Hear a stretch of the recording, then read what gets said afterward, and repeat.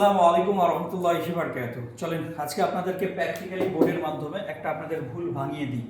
আজকের এই ভিডিওটা দেখার পরে এই ভুলটা আপনি আর কখনোই করবেন না। বিশেষ করে আমরা ফেসবুক প্ল্যাটফর্মে এই যে ইনশাআল্লাহ শব্দটা বেশি ব্যবহার করি। তো আলহামদুলিল্লাহ, কিন্তু আমরা সঠিকটা ব্যবহার করব। এই যে ইনশাআল্লাহ, ইনশাআল্লাহ,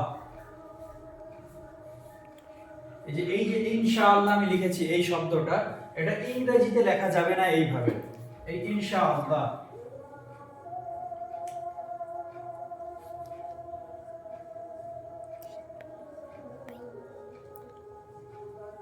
এই ইনশাআল্লাহ শব্দটা এটা ইংরেজিতে এইভাবে লেখা যাবে না। যদি আমরা এইভাবে লিখি তাহলে এর অর্থটা পাল্টে যাবে।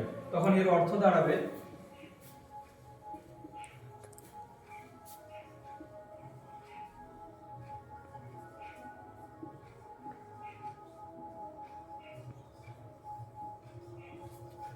আল্লাহকে সৃষ্টি করো। নাউজুবিল্লাহ। এই যে ইনশাআল্লাহ যদি আমরা ইংরেজিতে এটা লিখি তাহলে এর অর্থটা দাঁড়াবে আল্লাহকে সৃষ্টি করো। নাউজুবিল্লাহ। আল্লাহকে সৃষ্টি করার ক্ষমতা কারো নেই, আল্লাহ নিজেই শ্রেষ্ঠ। তাহলে এই ইনশাআল্লাহটা আমরা কিভাবে লিখব? না, আমরা ইনশাআল্লাহটাকে আমরা লিখব এইভাবে। ইন লিখব, আমি আগে লিখে দিলাম ইন, তারপরে একটু পেজ দেব, তারপরে লিখব শা, তারপরে একটু পেজ দেব, তারপরে লিখব আল্লাহ। ইনশাআল্লাহ। এইভাবে যদি আমরা ইনশাআল্লাহটা লিখি তাহলে এর অর্থটা দাঁড়াবে আল্লাহ যদি চাই। অর্থ হবে